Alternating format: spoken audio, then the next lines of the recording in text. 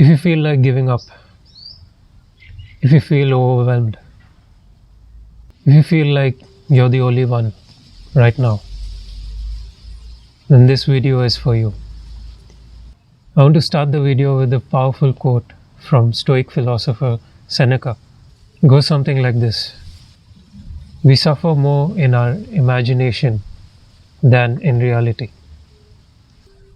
So, whatever thoughts you're having right now are only in your imagination. And the only reason you're suffering is because you're trying to control that which is outside your control. And the moment you give up control over that which is not in our control, that is when you end suffering. Now, I know right now you feel like you're the only one that's going through all this. You feel embarrassed for your situation. You feel ashamed to reach out. But trust me, this is only temporary. And this period in your life will soon pass. Now, to help you get some clarity on your situation and to feel a little bit better about where you are right now, I have 4 tips for you. And I hope that by the end of the video, you would be feeling much better. Tip number 1 is to reach out.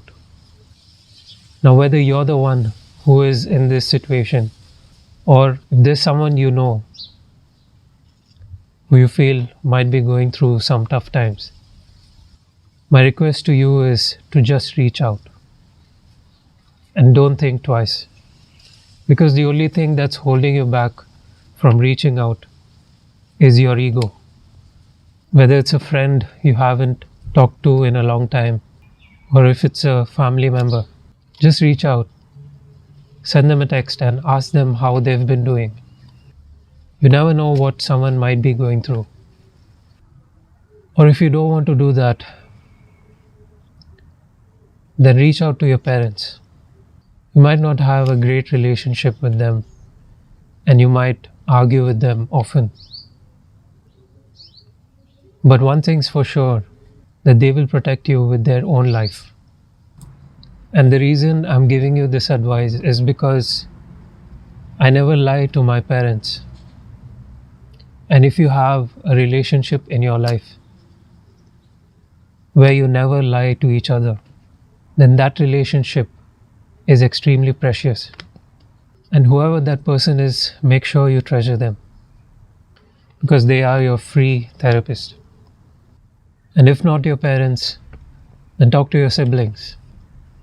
And if you don't want to do any of that, then just get out of your house, go to the grocery store and purchase something.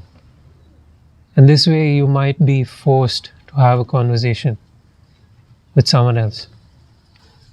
Or just take a walk.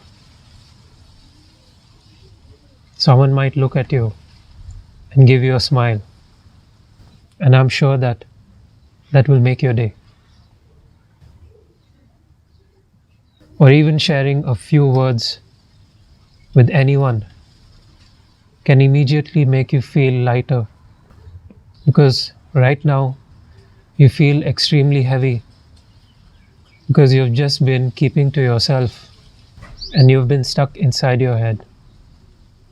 And doing all of this will definitely get you out of your head and into the present moment. Tip number 2 is to exercise. Have you ever noticed that your mind feels much more calm and relaxed after you exercise, or after you have some kind of movement? And this is no coincidence, because there's a direct relationship between your physical state of being and your mental state of being. And I'm so glad I grew up in the era where there were only keypad phones. So the only option you had was to go out and play. And I remember how I used to feel after I went out and played with my friends and came back home, had a warm shower and a nice dinner. And I would feel so calm and relaxed after all of that. I would go to bed early and have a nice deep sleep. But why is it so hard to do that right now? Because we live in the era of too much information, and you have access to any information all around the world on your fingertips in a matter of seconds. And so there's nothing more exciting to you than being glued to your devices. And so these days, most of the world chooses to be boxed up in their homes rather than to go out and to admire nature, to listen to the sounds of birds, to admire the trees, to pet a cat or a dog. These are actually small gifts in life that bring you to the present moment and make you appreciate life. So, coming back to the point, it's important that you go out and exercise. Go for a walk or go for a run. And just 30 minutes of going outside and getting some fresh air can instantly bring you into your body and into the present moment. So force yourself to do that every day because you know it's good for you. Tip number 3 is to listen to your intuition. There's a difference between your mind and your intuition. Your intuition is that part of you that knows what's right for you and what's not. But majority of us live our daily lives listening to our minds rather than our intuition. And the mind is like a monkey. It needs to be tamed and it needs to be disciplined, because otherwise you would give in to all your temptations. You would have no self-control or willpower, and you would have absolutely no grip over your life. You need to be the master of your own mind and not the other way around.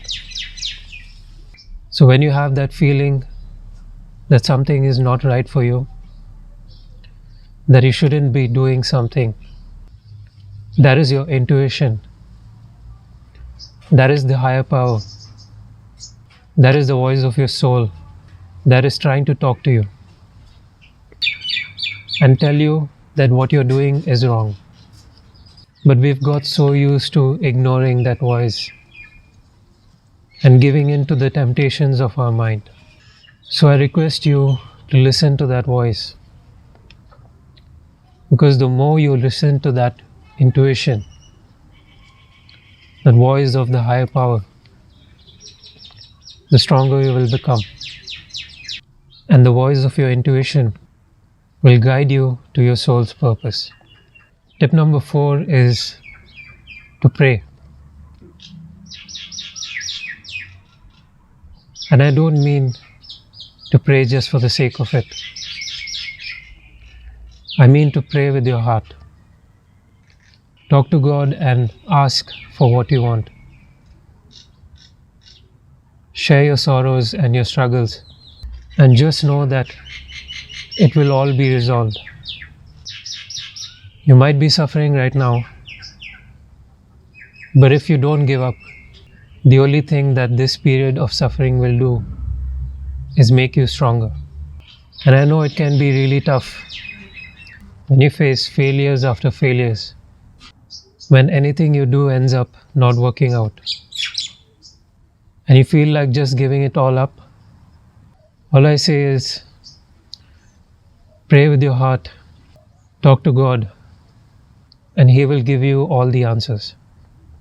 And an easy way to do this is to meditate. I recommend meditating after you've exercised or after you've had a shower, because the mind is much more calm at that time. You can follow a guided meditation on YouTube, or you can just close your eyes and concentrate your attention on your third eye. Ask a question that you need an answer to, and close your eyes and wait for the answer. In this way, you would be able to connect with your intuition and eventually you'll start to receive the answers. I recommend you start with 10 to 15 minutes of this every day and try to increase your time to 30 minutes.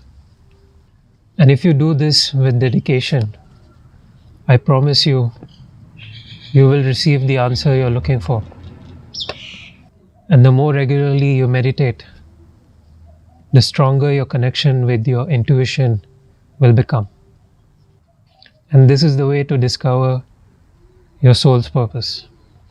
Now, finally, I want to close the video by telling you why exactly I decided to make this video.